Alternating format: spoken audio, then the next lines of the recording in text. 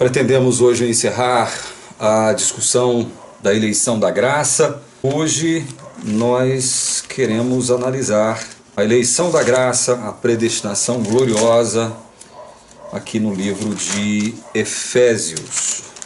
Efésios capítulo 1, do verso 3 em diante, diz assim: Bendito Deus e Pai de nosso Senhor Jesus Cristo, que nos tem abençoado com toda sorte de bênção espiritual nas regiões celestiais em Cristo. Então, todas as bênçãos que nos são necessárias para que nós vivamos vida íntegra e honesta perante Deus, Ele nos concede. Apesar de nós ainda sermos seres humanos com uma natureza pecaminosa viva dentro de nós e que muitas vezes acaba predominando, dando o tom das nossas ações. Então, as bênçãos espirituais em Cristo nos são todas concedidas misericordiosamente por Deus. O que Cristo angariou, o que Cristo conquistou através da sua morte na cruz e consequente ressurreição, Ele transfere tudo isso para os seus filhos eleitos. Vejam o que diz o verso 4. Assim como nos escolheu nele antes da fundação do mundo para sermos santos e irrepreensíveis perante Ele. Antes que esse mundo fosse criado, Deus já havia escolhido os seus filhos, escolhido o seu povo, escolhido a sua igreja, não porque previu que o seu povo, a sua igreja, faria boas obras ou aceitaria pela disposição do seu livre-arbítrio. Deus nos escolheu em Jesus antes da fundação do mundo para sermos santos e irrepreensíveis perante Ele. Não é porque Ele previu isso em nós. O texto está dizendo justamente o contrário. Ele nos escolheu antes da fundação do mundo, não porque éramos santos e irrepreensíveis, mas para sermos santos e irrepreensíveis perante Ele. Ele quem? Deus. Verso 5. E em amor nos predestinou para Ele, para a adoção de filhos por meio de Jesus Cristo, segundo o beneplácito de sua vontade. Veja, e em amor nos predestinou. Deus nos conheceu de forma antecipada lá na eternidade, quando nos escolheu. Deus nos pré-conheceu de modo salvífico, ou seja, em amor, lá na eternidade. Em amor, amor de Deus. E em amor, ou seja, nesse amor dele, não nosso, nos predestinou. Porque Ele nos escolheu, porque nos elegeu, Ele nos predestinou para a adoção de filhos, por meio de Jesus, segundo o beneplácito de sua vontade, segundo a sua boa vontade. Esse foi o critério utilizado por Deus. Esse foi o critério. Não foi por nada que Deus possa ter visto em mim. Afinal de contas, eu estava morto nos meus delitos e pecados, com a minha vontade completamente escravizada para o diabo, com a minha carne incapacitada de agradar a Deus, sendo inimigo de Deus, incapaz de se sujeitar à lei de Deus, condenado nos meus delitos e pecados, morto. Eu fui tirado de uma oliveira brava e fui enxertado pelo jardineiro celestial na boa oliveira, não porque eu tenha feito nada, porque eu estava na oliveira brava. Estava morto, estava condenado. Árvore má é árvore má e continuará produzindo frutos maus para o resto de sua existência. Árvore boa é árvore boa e continuará produzindo frutos bons para o resto de sua existência. Aqui no trecho, Jesus não diz que uma árvore má, se tiver alguns cuidados, se nós tomarmos alguns cuidados com ela se transformará em árvore boa lá na frente. Árvore má é árvore má, continuará sendo árvore má, e como árvore má será cortada e lançada no fogo. Ao mesmo tempo, Jesus não diz que uma árvore boa, em função das circunstâncias da vida e do mundo, poderá se transformar em árvore má lá na frente. Não, a árvore boa para Jesus é a árvore boa, produz frutos bons e continuará sendo assim pelo resto de sua existência. Depois de ouvir essas palavras do Paulo César E depois de, pela primeira vez na minha vida, fazer uma leitura sem o cabresto que a Ellen White colocou na minha visão, e que a Igreja Adventista do Sétimo Dia colocou na minha visão quando eu lia a carta aos Efésios, vocês sabem que eu, pela primeira vez na minha vida, entendi o calvinismo? E eu estou tendo uma experiência assustadora para mim. Parece que eu estou combatendo a verdade há tanto tempo, mas hoje parece que essa verdade finalmente entrou em mim. E finalmente ela faz sentido. E eu agora, ousadamente, gostaria de usar a carta aos Efésios para pregar o calvinismo para você. E, inclusive, eu quero ir um pouco além do que o Paulo César foi. Tudo bem? E agora eu percebi algumas coisas extremamente intrigantes e interessantes que parece que eu nunca tinha percebido antes. E eu vou ler para vocês Efésios capítulo 1, inicialmente do verso 1 ao verso 14. E a palavra de Deus diz o seguinte: Paulo, apóstolo de Cristo Jesus por vontade de Deus, aos santos que vivem em Éfeso e fiéis em Cristo Jesus. Graça e paz a vós outros da parte de Deus nosso Pai e do Senhor Jesus Cristo. Bendito Deus e Pai do nosso Senhor Jesus Cristo, que nos tem abençoado com toda sorte de bênção espiritual nas regiões celestiais em Cristo. Assim como nos escolheu nele, antes da fundação do mundo, para sermos santos e irrepreensíveis perante ele, e em amor nos predestinou para ele, para a adoção de filhos, por meio de Jesus Cristo, segundo sua boa vontade, para louvor da glória da sua graça, que ele nos concedeu gratuitamente no amado, no qual temos a redenção, pelo seu sangue, a remissão dos pecados, segundo a riqueza da sua graça, que Deus derramou abundantemente sobre nós em toda sabedoria e prudência, desvendando-nos o mistério da sua vontade, segundo o seu beneplácito que propusera em Cristo, de fazer convergir nele, na dispensação da plenitude do tempo, todas as coisas, tanto as do céu como as da terra. Nele, digo, no qual também fomos feitos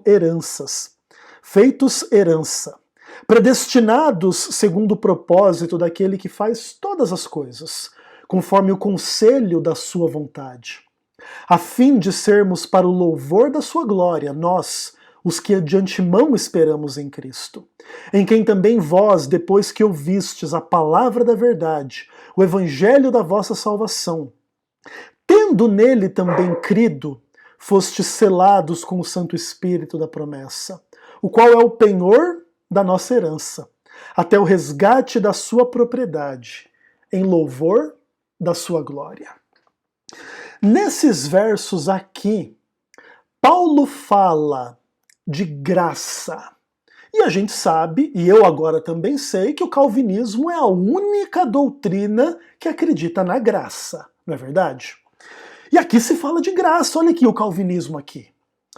Outra coisa, aqui se diz de bênçãos espirituais nas regiões celestiais, não em nós mesmos, mas em Cristo. E a gente sabe que o calvinismo é a única doutrina que acredita em bênçãos celestiais em Cristo, não em nós mesmos, não é verdade? Agora eu entendi que Deus escolheu algumas pessoas antes da fundação do mundo. Não porque elas são santas e irrepreensíveis, a despeito delas serem pecadoras, para que elas um dia, no futuro, sejam santas e irrepreensíveis. E é Deus que escolhe, aqui a doutrina da eleição. E as únicas pessoas na face da Terra que acreditam na doutrina da eleição, pelo menos corretamente, são os calvinistas, né? Eu e os calvinistas. Eu que agora sou calvinista também. Olha, aqui também fala que Deus nos predestinou. Predestinação é doutrina calvinista, não tem ninguém mais na face da terra que creia em predestinação. Para o louvor da glória da sua graça. Olha só, Deus faz todas as coisas para o louvor da sua glória, da sua graça. Isso, né, só o calvinismo acredita nesse tipo de coisa aqui. No qual nós temos a redenção do pecado. E só nós temos a redenção do pecado. Aqui está dizendo eles que têm a redenção dos pecados? Todo mundo que tem a redenção dos pecados? Não, aqui está dizendo nós. Então agora nós, eu e os calvinistas, somos os únicos que acreditam fielmente que a redenção é só para nós. E não, né, para todo mundo. Que absurdo seria se a redenção fosse para todas as pessoas e não só para nós, né? E só nós acreditamos nisso, né, irmãos calvinistas? Acho que nesse ponto sim. Que Deus derramou abundantemente. Ó, quem derrama tudo isso aqui abundantemente não é o homem do seu livre-arbítrio, mas é Deus. Que inclusive desvenda o mistério da sua vontade. A vontade de Deus, ela é cheia de coisas assim secretas, tá? Porque na verdade, no final das contas, tudo é da vontade de Deus, mas isso acontece de uma forma meio secreta, assim, né? A gente não pode ser muito explícito em relação a essas coisas. Mas para nós, Deus já nos desvendou esse mistério. E só nós acreditamos nesse tipo de coisa. Porque agora tudo está convergindo em Cristo. Mas na verdade assim, não é tudo sem exceção, né, gente? É tudo sem distinção. Com o tempo você vai entender. Só nós acreditamos nisso. Porque nele nós fomos feitos herança. Nós fomos predestinados segundo o propósito daquele que faz tudo de acordo com o conselho da sua vontade. Então, se Deus permite o mal e o pecado, ele é soberano e isso faz parte do conselho da sua vontade. E ninguém mais entende isso na face da terra, só nós calvinistas, né? Que a própria vontade de Deus está de acordo com tudo aquilo que é o seu propósito. E é do propósito de Deus que Lúcifer se torne o diabo, que Adão caia em pecado e que tantas pessoas pequem e sofram e vão para o inferno na face da terra.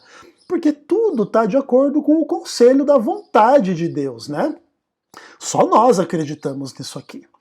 A fim de que nós sejamos para o louvor da sua glória. Nós que esperamos em Cristo, né? Porque o louvor da glória de Deus está sobre nós, né? Que a gente ouviu a palavra da verdade, o calvinismo da vossa salvação, quer dizer, o evangelho da vossa salvação, e a gente acreditou, não por nós, mas porque o Espírito Santo veio até nós, e ele vai nos guardar até o resgate da sua propriedade, em louvor da sua glória. Legal, né? Calvinismo está bem forte aqui? É calvinismo realmente que está sendo pregado aqui? Legal, pessoal. Então, basicamente, vamos pensar um pouquinho mais sobre isso. É muito bom poder avaliar as questões da palavra de Deus com sinceridade e com seriedade, tá bom? A gente poderia fazer esse exercício teatral de concordância com o calvinismo, lendo o capítulo 2, lendo o capítulo 3. A gente, inclusive, poderia se aprofundar nisso, né? Imagine assim, ele nos deu vida estando nós mortos em delitos e pecados. Tá vendo? O homem não tem livre-arbítrio, o homem está morto em pecado e o morto não pode decidir voltar à vida. É Deus que tem que dar a vida. Então, esta obra de concessão da vida não tem cooperação humana, é puro monergismo. Não está claro aqui no texto tudo isso? Inclusive, no final deste tipo de ideia está o texto clássico, porque nós somos salvos pela graça mediante a fé e não vem de nós. Não vem de nós em nenhuma parcela, a gente não coopera em momento nenhum com absolutamente nada, isso tudo é um dom de Deus. Porque se a gente cooperasse, viria das obras e a gente poderia ter glória na nossa salvação. E a salvação não seria só pela graça, seria um pouquinho pelas obras e tudo mais. Não está sendo pregado aqui o calvinismo aqui em Efésios capítulo 2 também? Inclusive depois a gente poderia ler o capítulo 3, né? E a gente poderia ler, por exemplo, a partir do verso 4. para que compreendeis o meu discernimento do mistério de Cristo, o qual em outras gerações não foi dado a conhecer aos filhos dos homens, como agora foi revelado aos santos apóstolos e profetas no Espírito, a saber que os gentios são co-herdeiros e membros do mesmo corpo e coparticipantes da promessa em Cristo Jesus por meio do Evangelho. Então, quando se diz que Deus quer salvar a todos, se diz que Deus quer salvar judeus e gentios, não todas as pessoas. Até porque, meus queridos irmãos, se Deus quisesse salvar a todos, todos seriam salvos. Como a Bíblia diz que nem todos serão salvos, então segue-se que Deus não quer salvar a todos. Porque senão esse Deus glorioso e bendito, Pai do Senhor Jesus Cristo, que em Cristo faz a eleição, a predestinação, a redenção, a conversão na dispensação da plenitude dos tempos a Ele, e faz tudo de acordo com o seu propósito, teria um propósito falho, porque gostaria de salvar a todos, mas não conseguiria salvar a todos. Esse é um Deus fraco, esse é um Deus não todo-poderoso, esse é um Deus não glorioso, porque o único Deus verdadeiro e glorioso e verdadeiro em todos os sentidos e pontos é o Deus do calvinismo, que não ama todas as pessoas, não quer a salvação de todas as pessoas, não enviou Cristo para morrer por todas as pessoas, e etc. Tá conseguindo entender um pouquinho do quadro retórico possível de ser usado da parte dos calvinistas, utilizando-se da carta aos Efésios? Tá claro isso para vocês? Maravilha. Bom, no meio aqui do meu teatro predestinado por Deus, fica claro que eu estou, em determinados momentos, alfinetando o entendimento calvinista para tentar expor a sua falta de lógica, de coerência, de base e de tudo mais. Né? Mas vamos pensar que eu não fizesse isso. Vamos pensar que de fato eu fosse um calvinista. E eu utilizasse todas as minhas habilidades retóricas para pregar o calvinismo a partir de Efésios capítulo 1, capítulo 2, capítulo 3, tá? Que é a parte mais doutrinária da carta aos Efésios. Com toda essa linguagem de graça, de eleição, de predestinação, de redenção, de vontade misteriosa, de propósito eterno, de judeus e gentios, e de Cristo, e do resgate, e do louvor da sua glória, e de tudo mais, tá? Da morte em delito e pecado, e da salvação unicamente pela graça, e tudo mais. Você acha que você conseguiria se contrapor a tais aplicações, a tais implicações, a tais textos bíblicos, de forma a demonstrar onde exatamente está, se é que existe, e se é que está, a falsidade do calvinismo, a heresia do calvinismo, as mentiras do calvinismo? Você teria essa capacidade? E por que eu pergunto isso para cada um de vocês? Não é para dizer que eu tenho essa capacidade e você tem que acreditar em mim e agora eu vou destruir os argumentos do calvinismo e você vai dizer amém. Não. O meu interesse é fazer vocês perceberem como que as doutrinas são formadas e como que a linguagem e a retórica religiosa funcionam num caso como esse, tá? Então, vamos pensar com bastante seriedade nisso tudo aqui, da melhor forma possível, tá bom? Vamos começar do começo. Nem todo mundo entende e está consciente de uma discussão muito importante que precisa ser feita nesse momento aqui e que está na base um pouco da confusão de uma forma geral. E essa discussão se refere ao seguinte: a diferença entre a linguagem e a doutrina. Deixa eu tentar explicar isso para você dentro de uma perspectiva anti-adventista. Vamos pensar que um anti-adventista vá lá receber a visita de um adventista na sua casa para estudar a Bíblia. E aí o adventista agora deseja pregar a noção do espírito de profecia para esse anti-adventista. Beleza? Então aqui, o nosso amigo adventista abriria a Bíblia em Apocalipse 12, verso 17, e leria o seguinte: Irou-se o dragão contra a mulher, e foi pelejar com os restantes da sua descendência, os que guardam os mandamentos de Deus e têm o quê?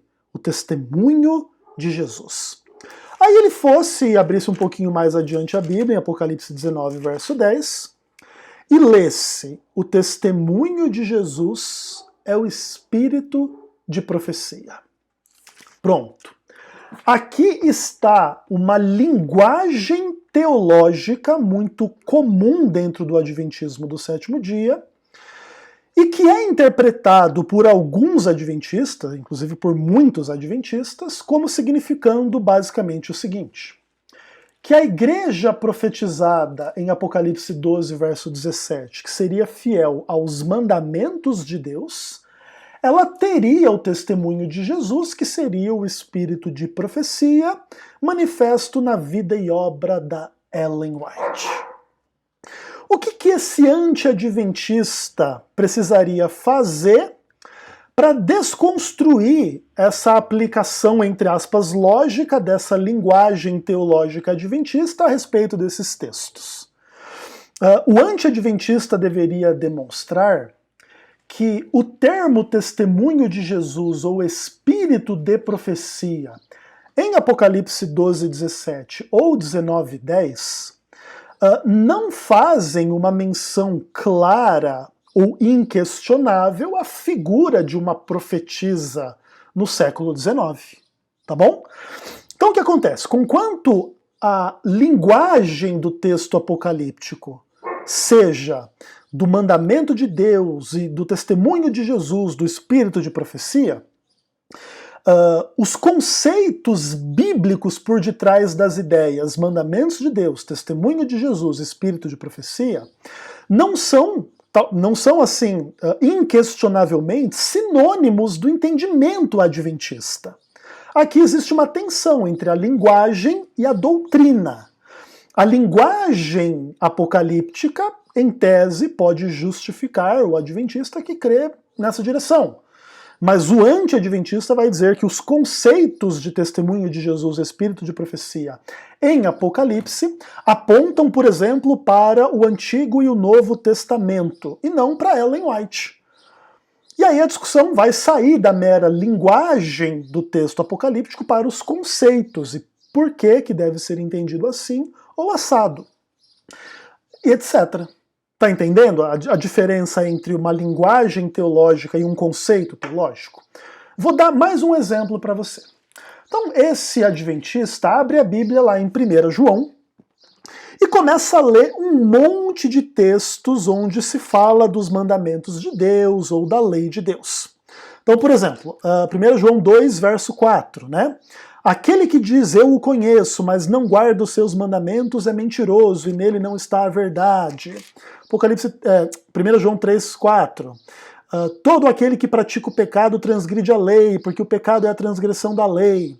E a gente poderia ler dezenas de textos em 1 João que falam de lei, de mandamentos e etc. E aí o adventista diz, está vendo? Aqui está a guarda do sábado. Todo aquele que diz que conhece Deus, mas não guarda o sábado é mentiroso. Transgredir o sábado é pecado. A gente deve guardar os mandamentos de Deus, a gente deve guardar o sábado. E aí o anti-adventista poderia tentar se contrapor a essa ideia dizendo o seguinte: em nenhum momento o texto bíblico de 1 João diz que o sábado está incluso nesta lei ou nesses mandamentos específicos aos quais o texto está fazendo referência. Você está usando a linguagem de 1 João para inferir sobre esta linguagem o sábado que não está presente em 1 João em lugar nenhum, pelo menos não textualmente. Aqui também você tem uma discussão entre texto e doutrina e conceito. Tá? Claro, se de fato as implicações do texto apocalíptico, as implicações de 1 João, vão ou não vão na direção da Ellen White ou da guarda do sábado, etc., É uma discussão que pode ser feita, mas ela não vai ser resolvida por um mero apelo à linguagem do Apocalipse ou da carta de João. Esta linguagem destes dois documentos precisará agora ser estruturado dentro de um contexto doutrinário, que é uma estrutura de teologia, de lógicas, de pensamento, numa direção mais de uma teologia sistemática. Não é uma mera exegese do texto, certo?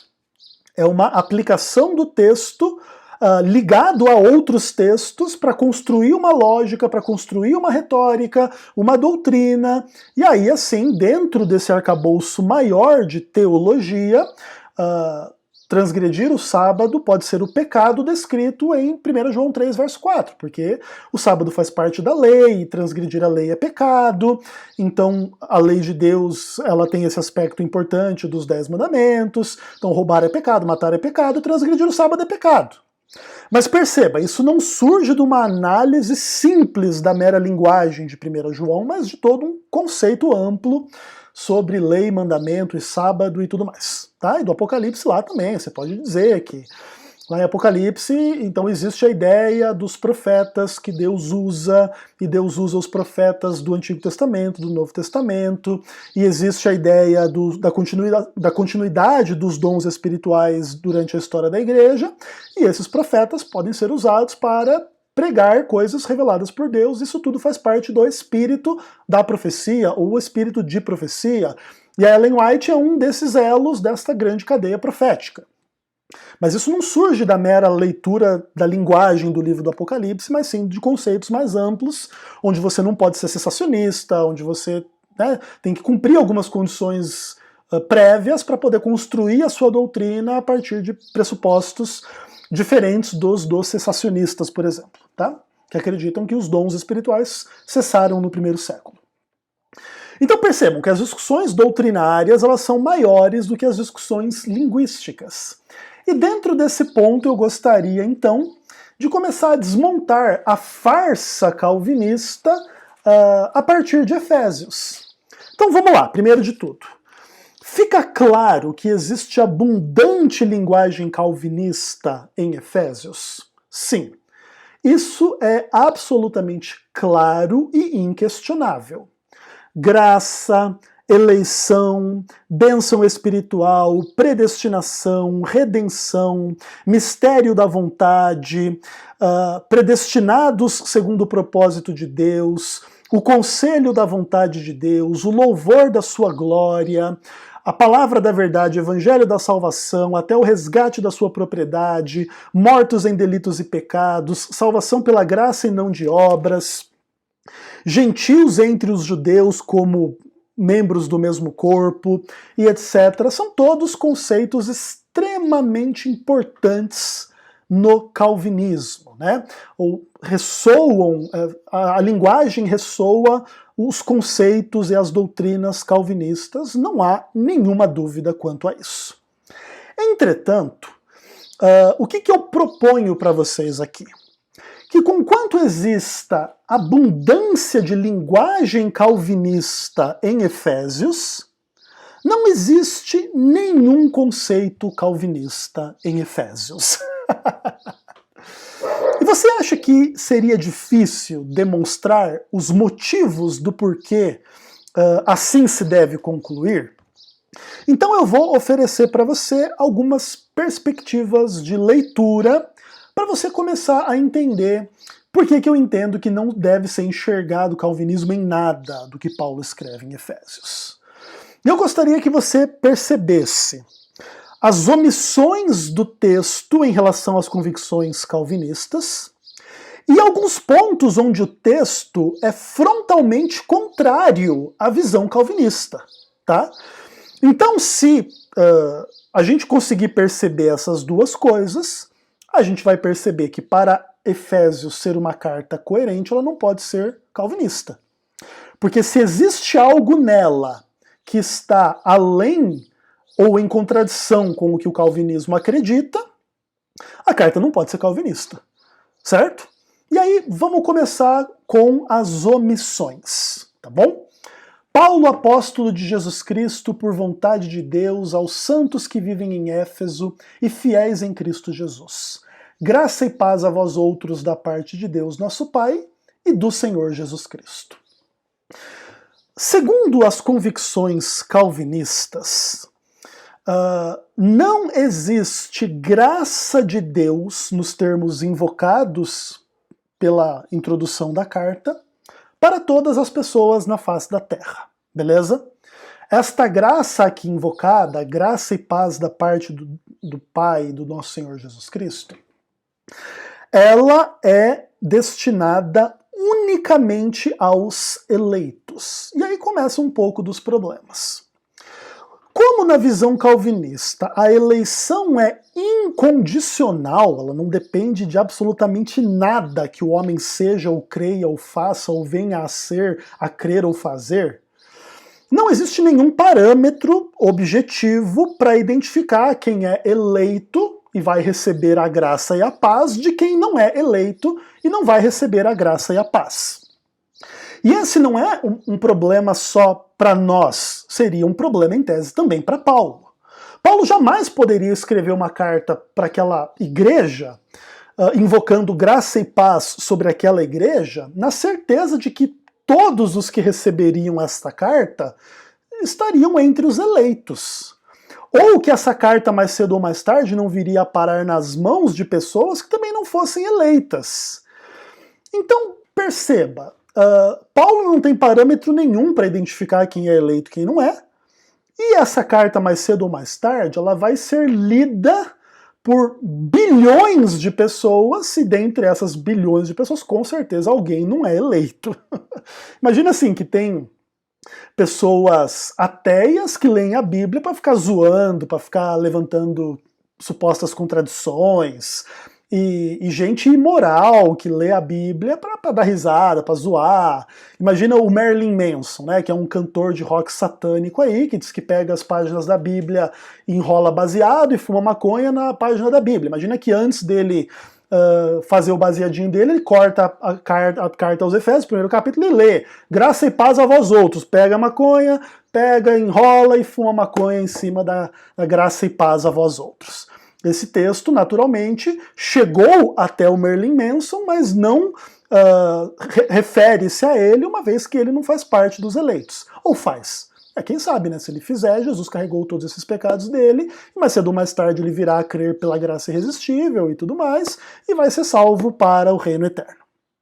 Mas vamos pensar que seja praticamente impossível que todas as pessoas na face da Terra que um dia já leram esse texto sejam com certeza eleitas. Então, a ideia de que há graça e paz a vós outros não pode se destinar aos leitores da carta. Tem que se destinar unicamente a este grupo supostamente verdadeiro do calvinismo, que são os eleitos, que ninguém sabe quem é, onde estão, o que fazem, o que comem, como vivem e etc. Tá?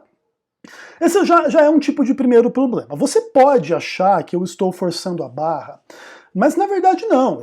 Inclusive esse tipo de problema é um problema extremamente sério para a própria produção de uma carta como Efésios, que inclusive vai estar cheia de admoestações mais cedo ou mais tarde, tanto em termos de doutrina quanto em termos de práticas e etc. Mas os conceitos calvinistas vão impor dificuldades muito graves para exortações, né? Então o homem está morto em delito e pecado.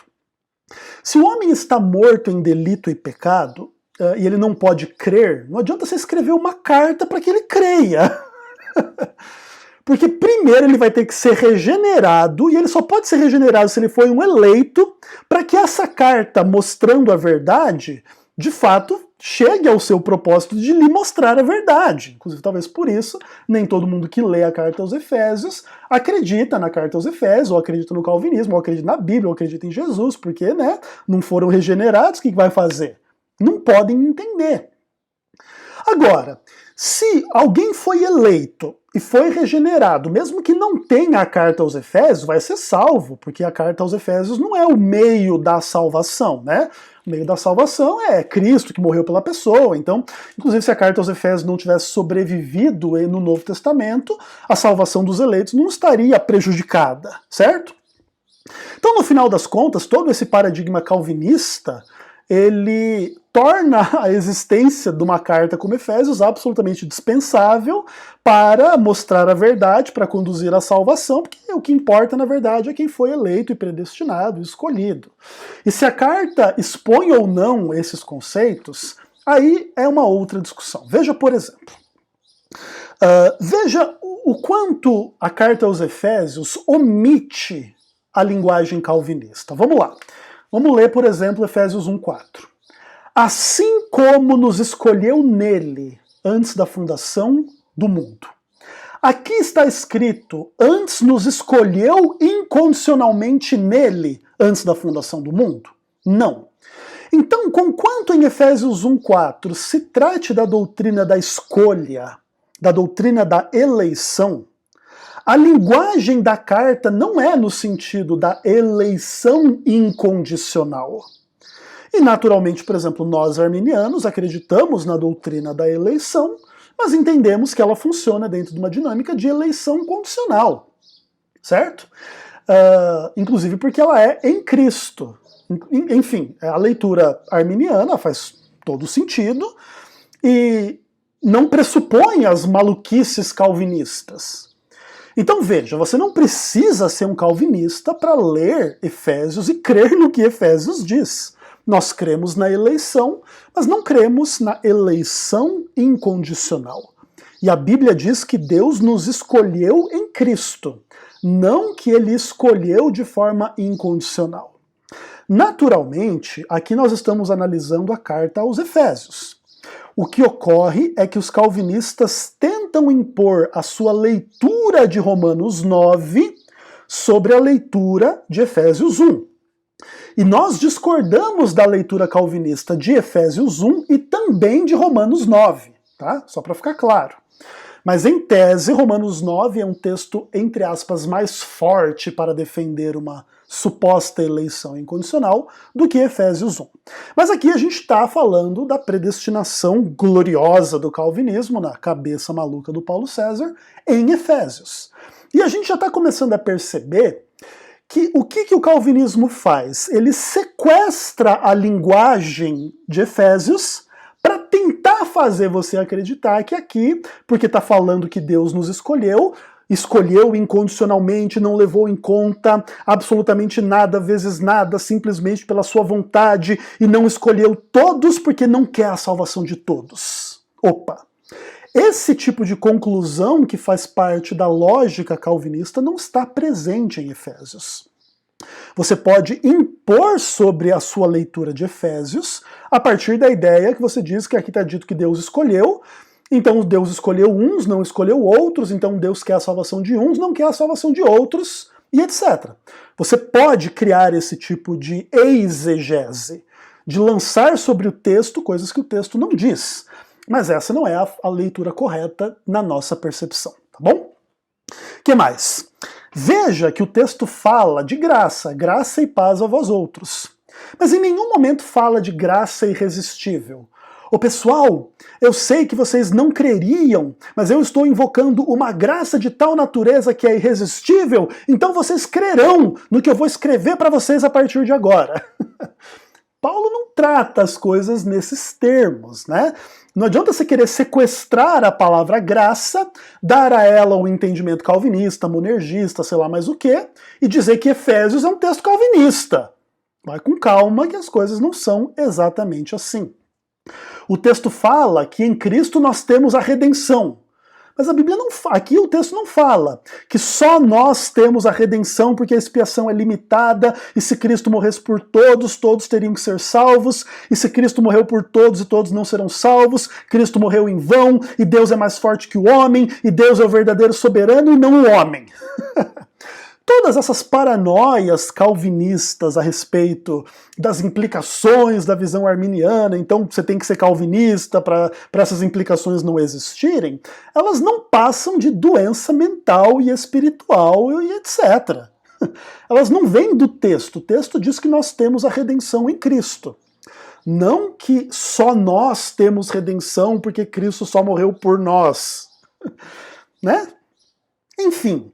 Esse é o termo, esse é o terço, esses são os termos importantes. Veja que, por exemplo, Se Cristo morreu só por nós, como nós sabemos que ele morreu por mim e por você? Porque se ele só morreu por um grupo chamado nós, Cristo pode ter morrido por você e não por mim, ou por mim e não por você, ou por outros que não nós aqui que estamos vendo e falando esse vídeo. Você está vendo e eu estou gravando. Então, como que Paulo pode dizer que Jesus morreu por nós, ou nele nós temos a redenção, se ele não cresce que Jesus morreu por todas as pessoas? Olha, gente, Deus predestinou algumas pessoas, que eu não sei quem, para serem adotadas, eu não sei quem serão essas pessoas, e por elas ele concedeu a redenção gratuitamente no amado, e pelas demais não. Não é nada disso que o texto diz. Outra coisa, a Bíblia fala, sim, que Deus desvendou o mistério da sua vontade que ele propusera em Cristo nesse contexto atual de uma forma especial? Sim, mas não diz que Deus tem uma vontade secreta segundo a qual tudo acontece de acordo com a vontade dele, e a queda de Lúcifer, de Adão, e todo o pecado acontece de acordo com a vontade secreta dele.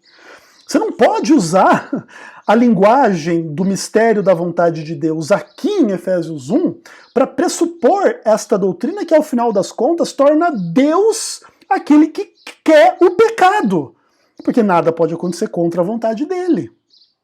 Mas sim, o pecado é contra a vontade de Deus, é o testemunho bíblico. Daqui a pouco Deus não vai repreender um monte de pecado aqui na vida dos Efésios? Não vai inclusive exortá-los a não pecar em várias direções? Como é que a vontade dele seria o pecado porque ele tem uma vontade secreta? Perceba, outra coisa, a Bíblia fala que haverá um resgate, né? Vai chegar o momento do resgate da propriedade de Deus em louvor da sua glória. E aí alguém pode dizer, tá vendo? Aqui é a perseverança dos santos, Deus vai nos guardar até o resgate.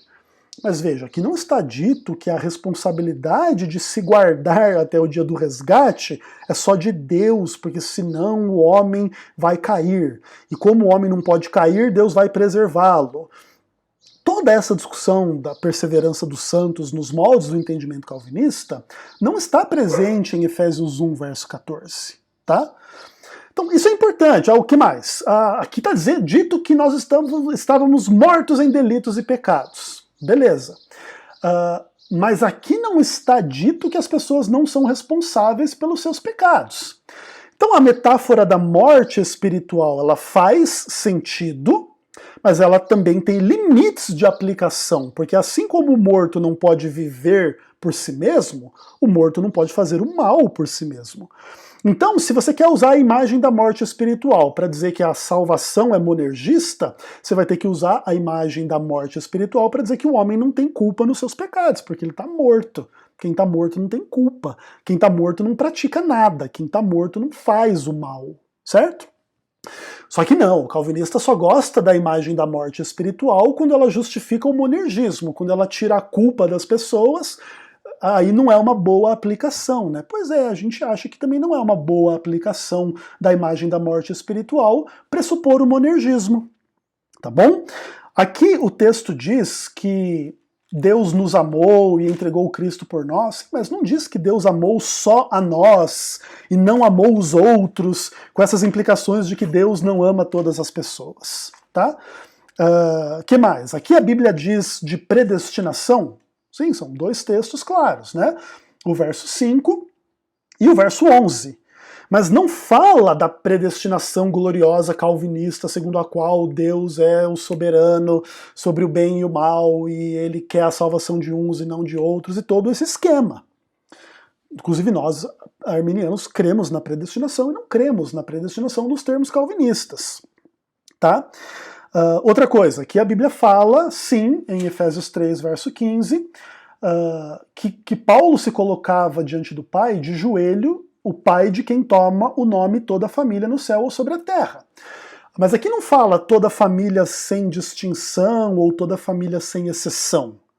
Os calvinistas tentam impor sobre os textos bíblicos esse tipo de minúcia, mas o texto em si não fala se é sem distinção ou sem exceção.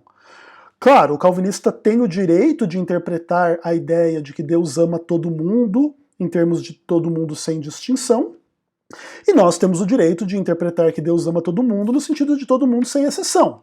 A diferença é que o calvinista vai ter que lidar com a implicação de que se Deus ama todo mundo só sem distinção e não sem exceção, aí você tem um Deus que não ama todas as pessoas e a Bíblia diz que Deus é amor, quem não ama não conhece a Deus. Então se Deus não ama algumas pessoas, parece que alguém está precisando apresentar Deus para Deus. E, naturalmente, os calvinistas nunca vão responder esse tipo de dilema, porque esse tipo de dilema é irrefutável, irrespondível, e simplesmente demonstra que aquilo que parece ser lógico e ser bíblico no calvinismo é simplesmente uma filosofia satânica que impõe conceitos antibíblicos sobre a linguagem bíblica. E por isso o calvinismo ele é tão perigoso em termos espirituais, porque ele passa a impressão para os seus adeptos de que eles estão crendo na Bíblia. Olha que graça, eleição, predestinação, mistério da vontade, o resgate, as famílias e a graça e a salvação só pela graça. E no final você está desconstruindo todo o caráter de Deus, todo o plano da salvação, toda a pregação do evangelho em nome dessas idiotices, desses conceitos heréticos do calvinismo. Tá claro para vocês?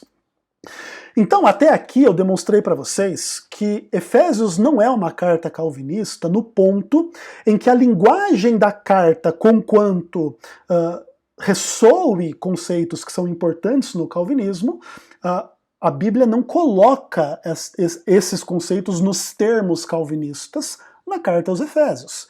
Por isso que o calvinista faz com Efésios é estuprar o texto. E é exegese e não exegese, né? Mas tem mais.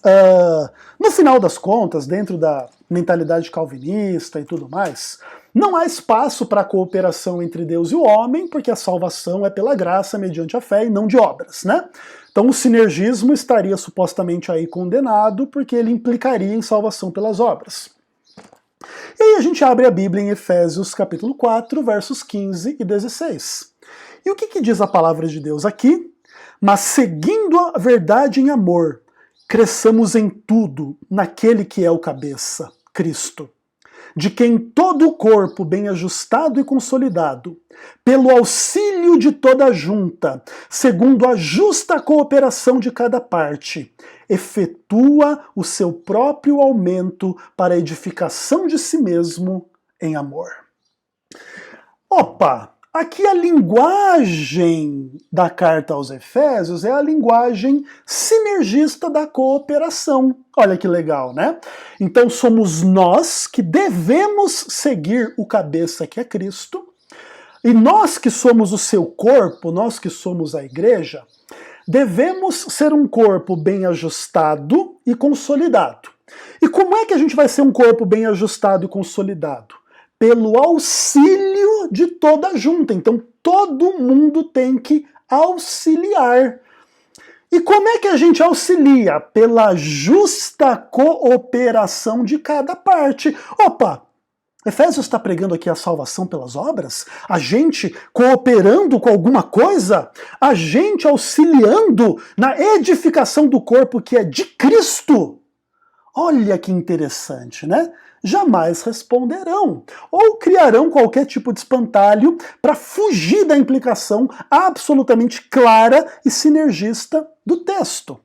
Além do mais, vamos terminar o nosso vídeo tratando da aplicação absolutamente imbecil do Paulo César sobre as palavras de Cristo. Então tem árvore boa e tem árvore má.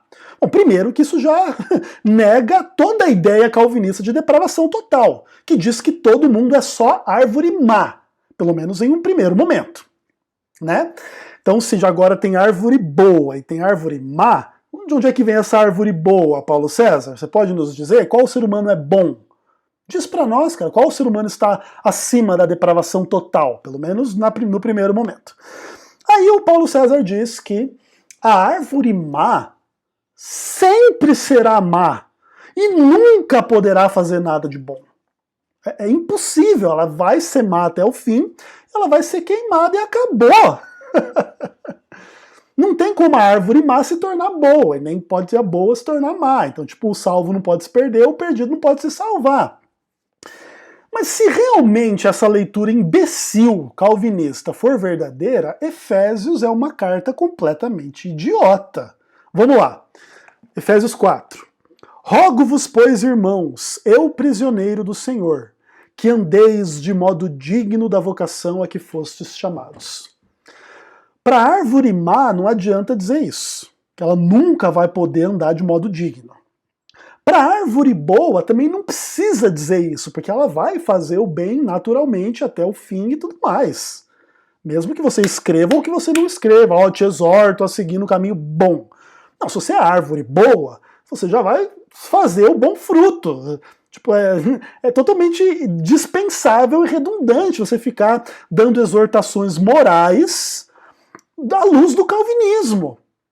Inclusive, porque se for a vontade secreta de Deus, que essas pessoas que leem que elas devem andar de modo digno, que elas não andem de modo digno. Se Deus decretou lá na eternidade, predestinou que alguns dos efésios não iam andar de modo digno da vocação, o que ia adiantar Paulo escrever ande de modo digno da sua vocação? Não ia adiantar de nada.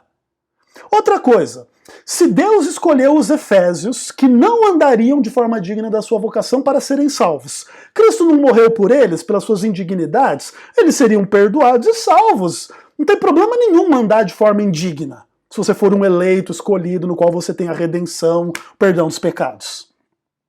Não tem, sabe, tipo, você perde todo o chão da palavra de Deus para você pressupor esse lixo que é a predestinação gloriosa do calvinismo, que eles tentam enfiar em goela abaixo na carta aos Efésios. E eu poderia dar zilhões de exemplos aqui. Capítulo 4, verso 25. Por isso, deixando a mentira, fale cada um a verdade ao seu próximo. Paulo César, eu mostrei aqui nos vídeos passados que você é um mentiroso. Que você atribui à Igreja Adventista ideias que a Igreja Adventista não tem. Você coloca na boca da Igreja Adventista coisas que a Igreja Adventista não fala. Aqui está dizendo para você deixar a mentira. E aí, você já está cumprindo isso? Ou você ainda continua o mesmo mentiroso de sempre? Ou será que você já se arrependeu? Inclusive porque no final das contas, Paulo César, existe um problema um pouco grave. Você não diz que a árvore má não pode se tornar árvore boa? E o caminho dela é produzir mau fruto, ser queimada e ser condenada? Paulo César, será que você é uma árvore má? Pensa o seguinte, você passou os últimos 30 anos quase da sua vida na Igreja Adventista, que agora, na sua visão atual, é uma igreja herética. Então você foi um herege por quase 30 anos. Mas segundo a sua visão, a árvore má, e aí nesse caso a heresia é um fruto da árvore má, ela não pode não deixar de ser má. Ela não pode deixar de ser má. Então é por isso que você continua sendo um herege, agora um herege calvinista? Então acho que a resposta é que você é uma árvore má, que Deus não te escolheu, Jesus não morreu por você, você não é um predestinado. O que você acha dessa predestinação gloriosa na carta aos Efésios, Paulo César? Jamais responderá, não é verdade? Vai simplesmente continuar pregando esse monte de lixo para as pessoas nesse canal imbecil chamado TV Caminho Livre, que deveria ser chamado TV Caminho Predestinado, não é verdade? É engraçado isso, sabe? No final das contas também, a carta aos Efésios é uma carta cujo propósito é edificar a igreja, inclusive com vistas à evangelização, né? Os efésios estavam sendo fortalecidos na mensagem do evangelho e supostamente, inclusive, deveriam calçar os pés com a preparação do evangelho da paz e se escudar com o escudo da verdade, usar o capacete, e aquela coisa toda da armadura espiritual, né? Para pregação do evangelho, para ficar firmes contra as ciladas do diabo. Mas espera aí, Paulo César. O diabo simplesmente não cumpre o que Deus predestinou ele a cumprir? Deus não decretou que o diabo iria fazer as coisas que faz? Por que Deus está exortando os efésios a se preparar contra as armadilhas do diabo que ele mesmo preparou para que os assediasse? O Deus da TV Caminho Predestinado, dessa predestinação gloriosa, é essa pessoa incoerente, né, que não ama, ou pelo menos assim, que ama uns e que não ama outros. sabe, que cria essa história completamente idiota e imbecil, dizendo que ele é contra o pecado, mas ele é o que predestina o pecado. Essa é uma predestinação muito gloriosa, Paulo César. Parabéns por acreditar nesse lixo, cara. E basicamente é isso. E aí eu me lembro, né, do que eu estava falando no vídeo anterior a esse, quando o Paulo César disse que ele conversou com uma pessoa que não crê na tal da predestinação, e aí o Paulo César perguntou, mas então como você lê Romanos e Efésios? Pois é, Paulo César, é assim que eu leio Efésios. E você tem alguma contraposição a fazer? Não tem, né, cara? Você só tem heresia a pregar, né?